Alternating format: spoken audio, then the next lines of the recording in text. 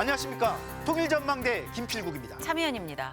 설 연휴 최강 한파가 한반도를 강타했던 지난주, 북한에선 대규모 열병식 예행 연습 장면이 포착됐습니다. 이런 가운데 북한 수도 평양은 봉쇄령을 내렸다는데요. 어떤 이유 때문인지 다양한 관측이 제기되고 있습니다. 대규모 열병식과 봉쇄령, 선뜻 양립하기 어려운 조합일 듯한데요. 김세루 기자, 관련 움직임 살펴볼까요? 네, 미국의 북한 전문 매체 삼팔로스가 공개한 지난 21일 평양 김일성 광장의 위성 사진입니다. 광장 앞 VIP 관람대 주변에서 행진 경로를 따라 이동하는 대열이 관측됐고, 광장 중앙에 운집한 병력이 숫자 2와 8을 형상화하는 모습도 보입니다. 열병식은 언제쯤 할 것으로 예상되나요?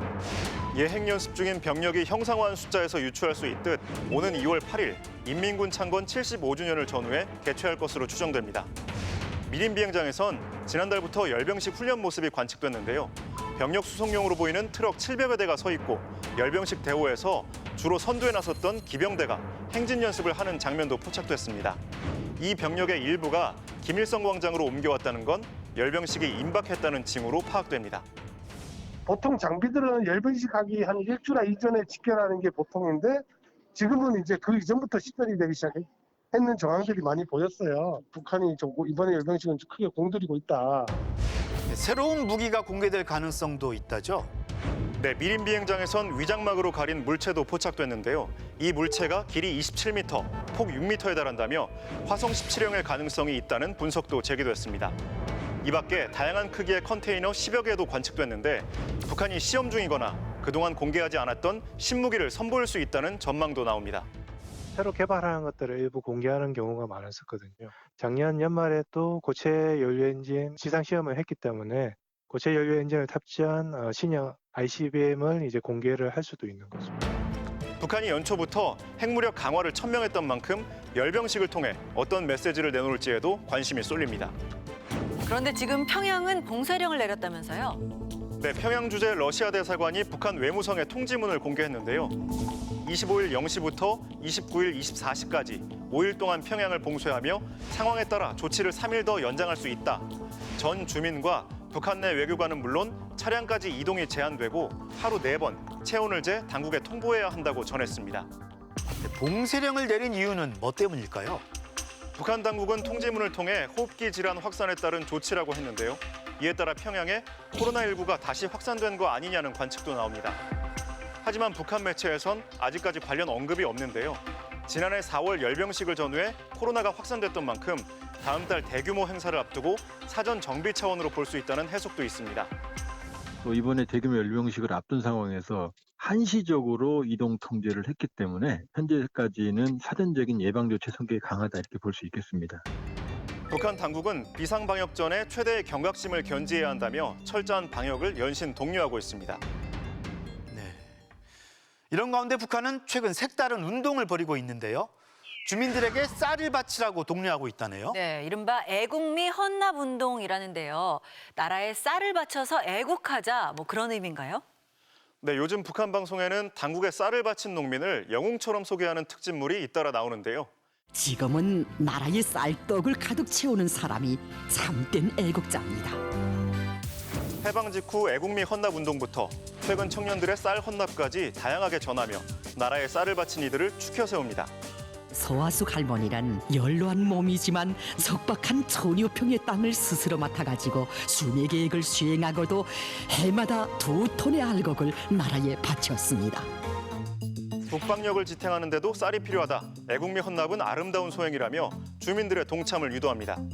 최강의 전략무기들이 우주 만리에 눈부신 자리길을 그을 때 그 절대력을 또받드는 보이지 않는 심에도 쌀이 있고.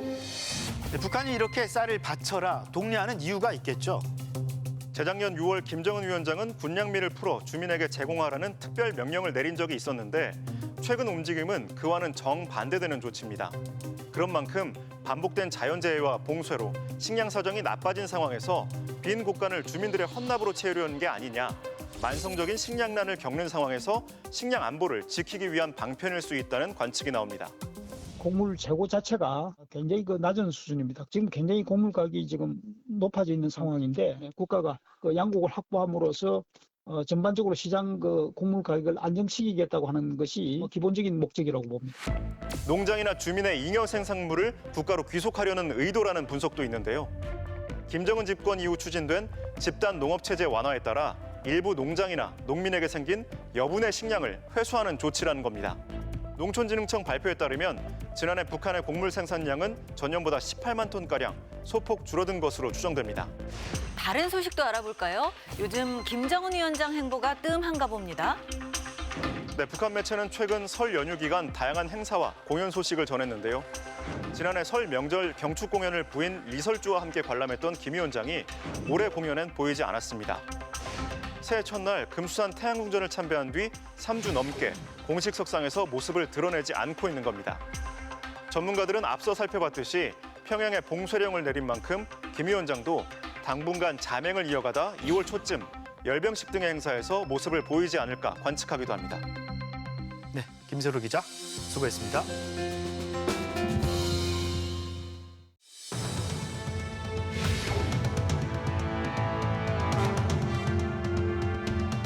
앞서 보셨듯이 호흡기 질환에 식량난, 거기에 강추위까지.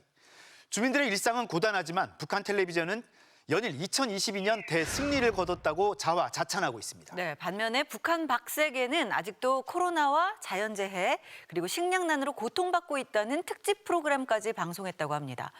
북한이 사실 남을 걱정할 처지가 아닌데 말이죠. 네, 선전선동을 통해서 주민들의 정신승리와 충성을 유도하는 걸로 보이는데요.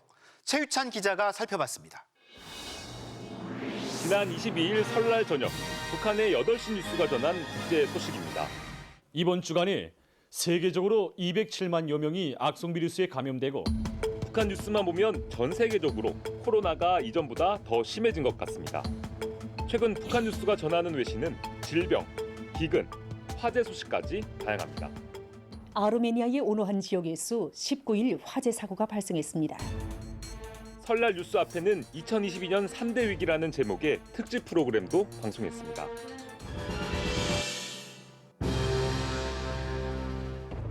(3대) 위기란 전염병, 자연재해, 그리고 식량 에너지 대란입니다. 2022년 한 해 세계적으로 코로나의 원숭이 두창, 콜레라까지 겹쳐서 수많은 사람들이 숨졌다는 소식.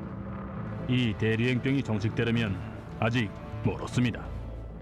새 무덤을 파고 묻는 참혹한 장면들이 나옵니다. 현실 속에서는 세계 많은 나라 사람들이 백신을 맞아 면역을 갖추고 이제는 마스크도 벗고 해외여행을 다니지만 그런 소식은 단 한 줄도 없습니다. 호주와 브라질의 수해, 중국 스촨성 지진, 그리고 아프리카 지역의 가뭄에 식량난, 에너지난까지 화면을 보면 세상 어디도 안전한 곳이 없어 보입니다. 몇 차례의 전쟁과도 맞먹는 막대한 인적 및 물적 피해를 입었으며 커다란 고통을 겪었습니다. 북한이 2022년 국제사회의 3대 위기로 꼽은 전염병과 자연재해, 식량 에너지 위기는 북한이 겪고 있는 위기와 정확히 일치합니다. 이런 프로그램을 만든 이유는 북한만 힘든 게 아니라 세계가 다 위기라는 점을 강조하기 위한 겁니다. 내부의 식량 사정이나 경제 사정이 어려운 것들을 외부도 국제사회도 아주 좋지 않다. 그래서 북한만 지금 문제가 있는 것이 아니고 전체 세계가 문제가 있다. 그렇다면 북한 텔레비전은 자신들의 위기 상황에 대해 어떻게 설명하고 있을까? 북한은 설날과 그 앞뒷날 3일 동안 2022년을 회고하는 다큐멘터리 3편을 연속 방송했습니다. 2022년 북한에도 초대형 위기들, 그중에서도 코로나 발병 당시의 공포를 솔직히 털어놓습니다. 때는 나라의 방역 기반과 보건 토대가 취약하고 2년 남아 지속된 방역 위기로 하여 경제 형편이 매우 어려운 상태에서 사상 초유의 위기를 헤쳐나가야 하는 것이었습니다. 첫날에 나 쓰러져 죽는 줄 알았습니다. 39도 8분 나올 때 누구도 들어왔다 나가는지. 북한 방송이 늘 그렇듯 이 위기를 김정은 위원장이 진두 지휘해 불과 80여일 만에 코로나를 해결했다고 장황하게 설명합니다. 더욱이 우리 사령부의 일꾼들 속에서 유혈자가 발생하고 있는데 경의하는 정비서동지께서 찾아주실 줄은 그 누구도 생각지 못했습니다. 고마워서 너무 고마워서 울었습니다. 또 김정은 위원장이 농촌에 농기계를 보내줘서 식량을 생산하고 각지의 농촌에 주택들을 지어줬다는 소식을 컴퓨터 그래픽을 동원해 자세히 설명합니다. 식량난 등 위기의 원인도 자신들의 실정 때문이 아니라 외부의 탓으로 돌립니다. 군주의 세력들의 대결 및 제재 소동, 식량 가격 조작 행위로 하여 식량 위기의 해결 전망은 더욱 묘연해지고 있습니다. 똑같은 자연재해의 위기 상황에서 다른 나라는 나라가 국민을 방치했지만 누구도 우리에 대해서 관심을 돌리지 않을 것입니다. 그저 우리 자체로 집을 짓고 피해 현장을 복구해야 합니다. 북한만 지도자와 당이 나서서 인민군대를 동원해 집도 지어주고 다리도 놓아줬다고 차별합니다. 위기에 맞서 싸워 대승리를 거둔 비결은 주민들이 대를 이어 백두혈통을 따르는 북한 체제 덕분이라는 것. 백전백승 조선노동당의 정확하고 세련된 용도 따라 전대미문의 온갖 도전과 위협들이 가득했던 2022년을 영예롭게 이겨냈습니다. 지도자의 용도에 따라서 코로나가 사실상 퇴치되고 또 거기에 대한 일정한 방역 성과를 거뒀다라는 것을 지도자의 업적 그리고 또 최근에 북한이 국가성을 워낙 강조하고 있기 때문에 국가가 나름대로 그런 역량과 능력을 갖고 있다라는 것을 북한 텔레비전이 이렇게 총력을 다해 선전전을 벌이는 것은 현재 북한이 처한 위기가 그만큼 심각하다는 반증일 수도 있습니다. 코로나 방역 대전에서 승리했다고 주장하지만 호흡기 질환 확산으로 평양 봉쇄령이 내려지고 진단 키트도 백신도 약품도 절대 부족한 상황입니다. 식량난이 심각해져서 쌀값은 물론 옥수수 가격까지 폭등했습니다. 하지만 해결책은 딱히 보이지 않는 상황. 북한은 주민들에게 허리띠를 졸라매고 자력 갱생할 것과 애국미라는 명목으로 쌀을 나라에 바치고 고철과 분뇨 비료까지 모아 내놓을 것을 강조합니다. 북한 체제가 그 어려운 국면들을 돌파하면서 김정은 위원장을 중심으로 해서 잘 풀어나가고 있다. 이것을 강조하면서 주민들의 어려운 상황들을 좀 더 위무하고 북한 텔레비전은 외부 세계는 지옥이라는 메시지 뒤에 북한을 낙원으로 묘사하는 노래와 프로그램을 붙이면서 주민들의 충성을 설득하고 있습니다.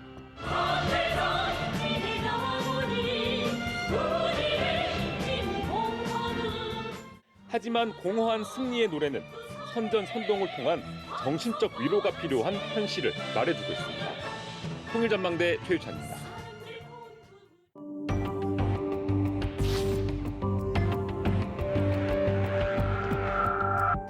작년에 이어 새해 초에도 집값 고민이 계속되고 있죠. 북한도 요즘 살림집 건설을 유난히 강조하고 있다는데요. 집들이를 한다는 소식도 잇따라 전합니다. 네, 북한이 궁금해. 오늘은 북한의 살림집, 집들이 문화 알아보겠습니다. 함께 하실 두 분입니다. 어서 오세요. 안녕하세요.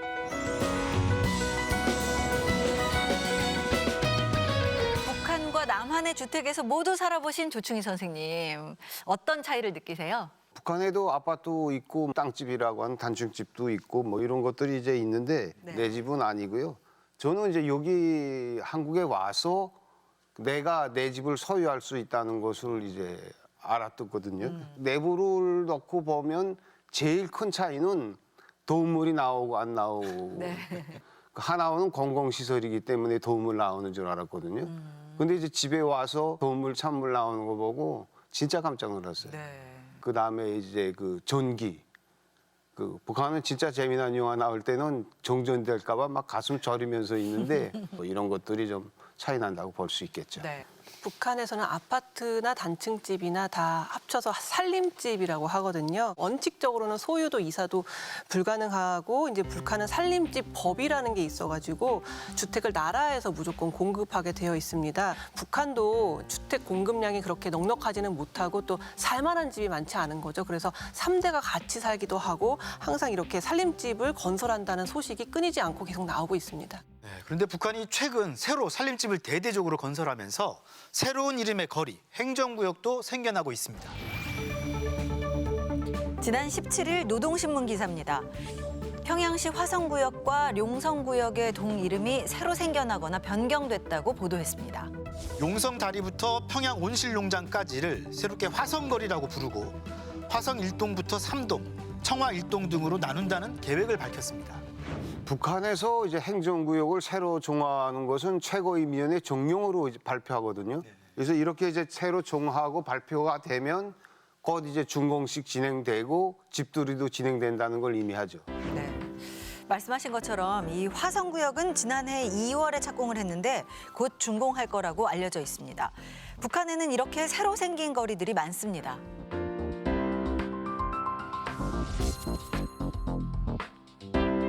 뭐 여명거리, 송화거리, 또 경로동은 모두 김정은 시대 대표적인 치적으로 선전되고 있죠.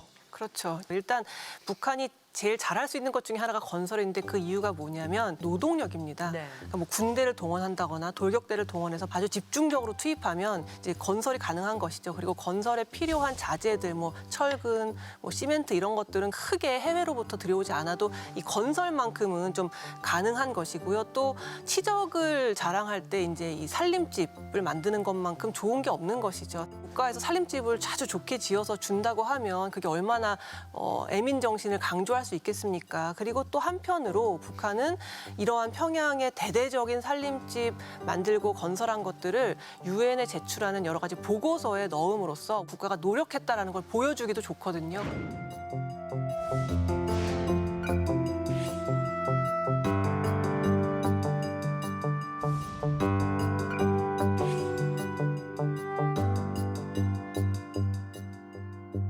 그래서 어쨌거나 이 살림집을 만든다는 거는 치적을 보여주기에도 대단히 좋은 사업이라고 할 수 있습니다. 살림집의 의미가 단순하지 않고 굉장히 중요하네요. 그러네요. 그만큼 북한 TV에서는 이 살림집 건설 그리고 집들이 소식을 자주 전합니다. 위대한 당의 용도 따라 각지 농장 마을들의 우리식 농촌 문명의 새 모습이 펼쳐졌습니다. 인민들의 행복을 앞당겨 주시려 새로운 고리를 더 건설하도록 해주신 경의하는 총비서동지. 순천시 풍탄농장, 과일군 월사농장, 김책시 림명농장에 우리식 농촌 문명의 새 모습이 펼쳐졌습니다.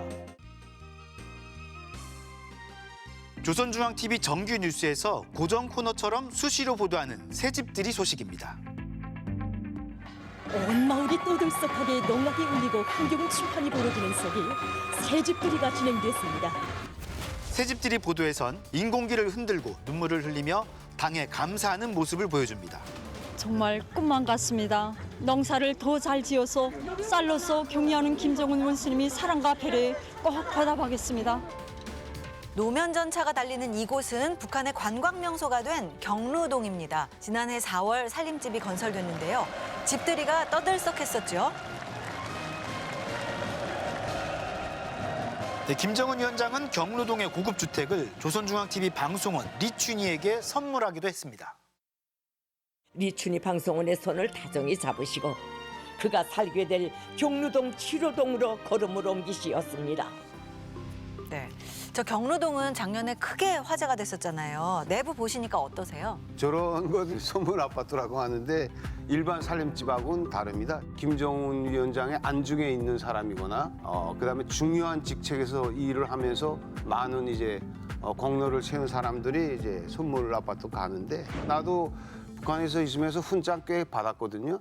근데 잽이 안 됩니다. 한 2중용, 3중용 뭐 이런 정도 돼야 되고 보면 이제 그렇죠. 나도 저런 집에서 살고 싶다 하는 생각하는데 아야 그 올라가지 못하려면은 쳐다보지도 말라 그랬다고. 그죠? 쟤는 정말 잘해서 받는구나 이 정도로 생각합니다. 네. 그런데 북한의 상황을 보면 대북 제재에다가 코로나19까지 상황이 정말 안 좋았잖아요. 이런 시기에 이 새로운 거리를 만들 정도로 대규모 주택 건설을 한다. 이런데 어떤 배경이 있을까요? 좀 보여주기 시기라도 이렇게 우리가 어려운 상황에서도 주민들의 인생을 위해서 애쓰고 있다라는 점을 강조하기 위해서 이 건설 사업만큼 좋은 게 없었던 거라고 생각이 듭니다. 북한이 이제 2021년에 경제개발 5개년 계획을 발표하면서 평양시에만 5만 세대의 집을 짓겠다고 얘기를 했었거든요. 그리고 올해 초에도 김정은이 이 살림집 건설이 제1차 중요한 정책 과제다 이렇게 말을 한 바가 있습니다. 도시뿐만 아니라 농촌에도 이 살림집을 굉장히 열심히 짓고 있거든요. 북한 같은 경우에 도농 격차가 너무 크기 때문에 이 도농 격차를 좀 줄이고 농촌의 민심 같은 것들도 살피기 위해서 살림집 건설에 아주 박차를 가하고 있습니다. 만약에 국가에서 집을 그냥 준다고 하면 없던 충성심도 막 생기겠죠. 그만큼 북한으로서는 굉장히 정치적인 전략적으로도 이 살림집 건설이 대단히 중요한 국가 사업이라고 할 수 있습니다. 네. 남한이나 북한이나 새집에 들어갈 때는 집들이를 하는 문화가 있죠. 네, 북한의 집들이는 어떤지 북한 TV를 통해서 살펴볼까요? 농악이 울리는 가운데 흥겨운 춤판이 벌어집니다. 건설 일꾼들과 돌격대원들의 축하를 받으며 주민들이 살림집에 들어갑니다. 그런데 북한 TV는 이들이 수해로 집을 잃은 이재민이라고 강조합니다. 자연의 대장이 휩쓸었던 여기 김책시 춘동리에 사회주의 농촌 마을이 훌륭히 일떠서 오늘 새 집들이 경사를 맞이했습니다. 북한의 새 집들이에는 당과 지역의 간부들이 빠지지 않습니다. 짱농업 근로자들이 여기에 참가했습니다. 열렬히 축하합니다. 살림집 이용을 허가하는 입사증 전달식도 진행되는데요.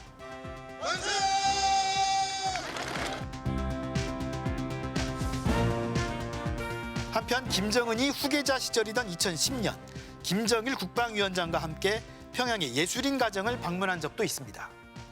더운 물이 잘 나오는가 세심히 알아보시었습니다. 이처럼 희한한 살림집을 몸소 마련해 주시고 그때 가지고 간 집들이 선물은 화장지였습니다. 물론 더 큰 선물은 1호 사진이었습니다. 제가 북한에 있을 때 봉사에 참가했다고 해서 이제 거기에 행사 참가라고 그래서 이제 갔댔는데 이제 가면 뭐 도당청 비서나 뭐 이런 간부들이 나와서 축사하고 한쪽에다 뭐 차, 뭐 트럭터로 뭐 여기다 짐 이제 이사 짐 실어 놓고 있다가 앞에서 이제 막 풍악 울리고 노래 부르면서 춤추면서 이제 집집마다 자기 집마다 다 들어가죠. 그 여느 뭐 일반적인 집들은 저렇게 행사를 안 하고요. 뭐 국가적인 어떤 그 강조를 해야 되는 그런 때 이제 저렇게 이제 집들이 행사를 합니다. 네, 북한의 집들이는 뭐 우리나라 집들이하고는 뭐 의미도 좀 다르고 선물도 좀 다른 것 같습니다.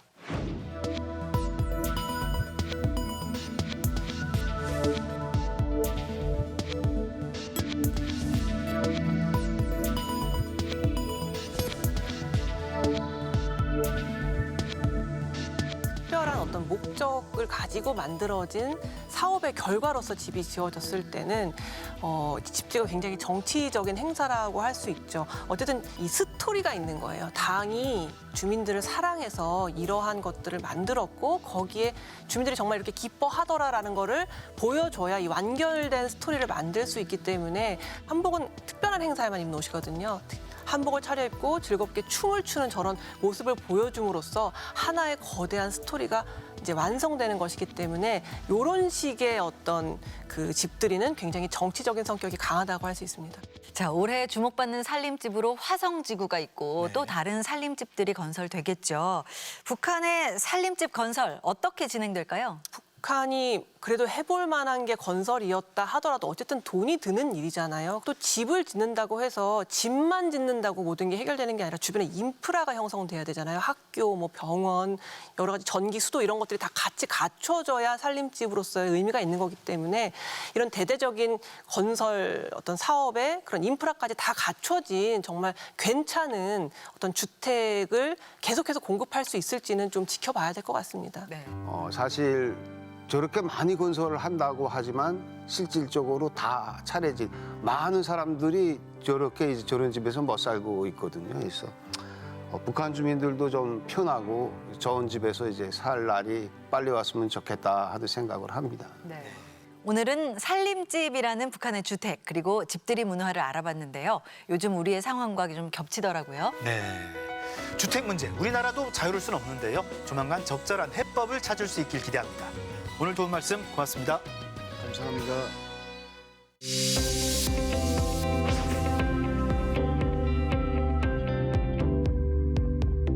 명절에 고향을 가고 싶어도 갈 수 없는 실향민들이 있죠. 그 실향민들 중에는 금단의 땅으로 묶인 비무장지대, DMZ가 고향인 분도 적지 않다고 합니다. 네, 이곳 DMZ에는 한국전쟁 전까지만 해도 마을들이 많았다는데요. 정부가 그 기억과 기록을 남기는 사업을 시작했다고 합니다. 이상현 기자가 현장을 찾아가 봤습니다. 남북 접경 지역, 강원도 양구의 깊은 산속 오르막길을 90살이 넘은 할아버지 한 분이 힘차게 올라갑니다. 한국전쟁 이후 남북으로 두 동강이 났고 비무장지대 DMZ에 속해 갈 수 없게 된 고향 문둥리 마을을 찾아 나선 길. 어디? 수입천. 아, 이게 수이천이라고 문등리 앞에서 흘러내리는 강. 오. 70여 년 만에 보게 된 꿈에서도 그리던 고향 땅이지만 옛 모습은 이제 찾아보기 힘들어졌습니다. 하천인데 고기가 옛날에 광산마을이었어요. 광산 입구. 저 형서광산? 이야, 이렇게 많이 변해. 네.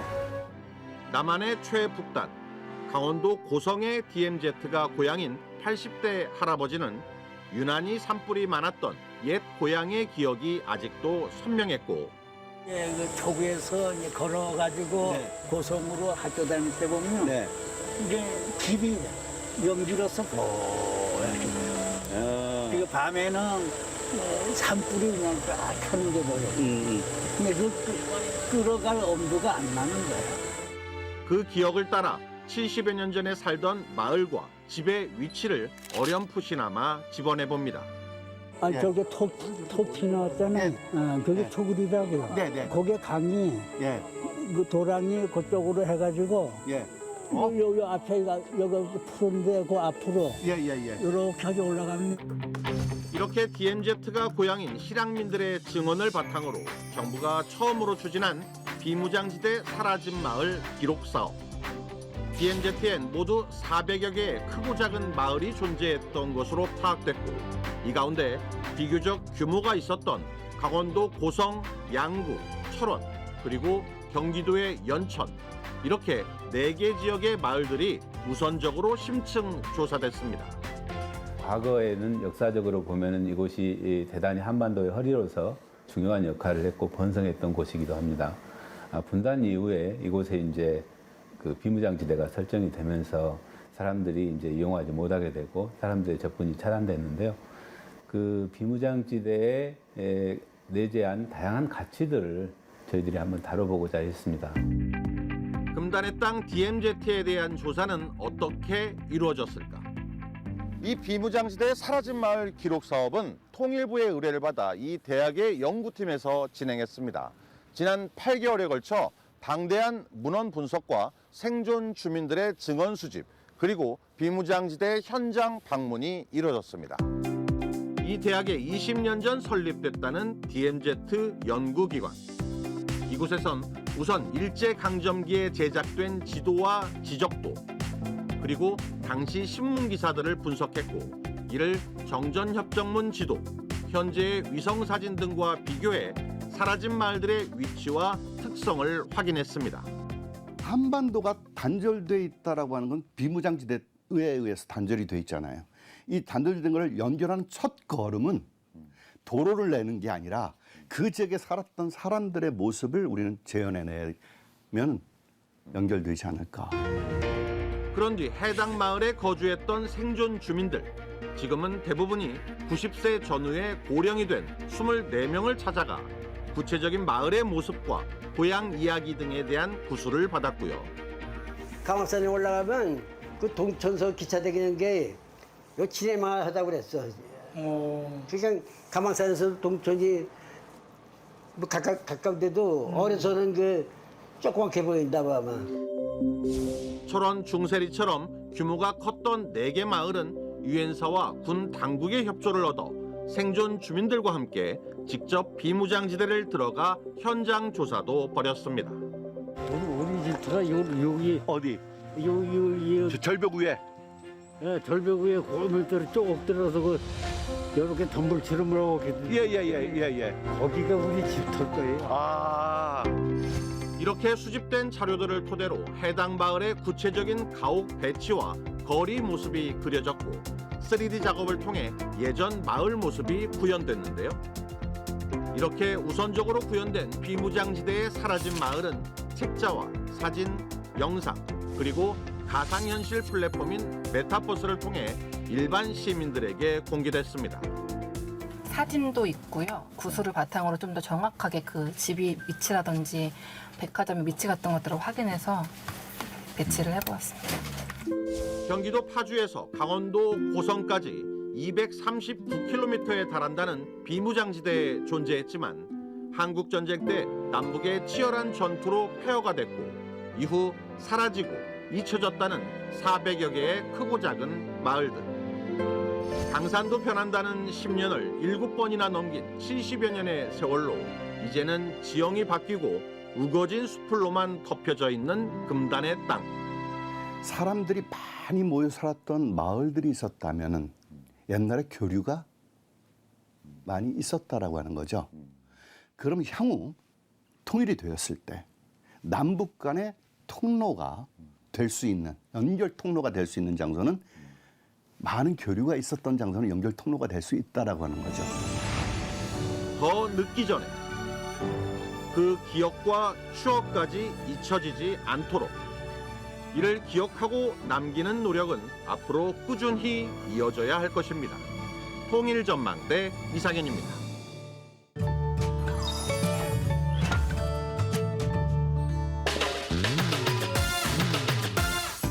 해 저막 해전해야 될 것 같은데 해가 질 무렵이니까 저녁에 오를 것 같다는 생각했고 막구어 막구어는 아닌 것 같고 해슬막 같아요. 해슬막. 해질 무렵 날이 어둑해질 즈음을 가리키는 말로 북한에서는 어슬막이라는 단어가 쓰입니다. 어슬막이 되다, 어슬막에 집으로 돌아가다와 같은 표현이 쓰입니다.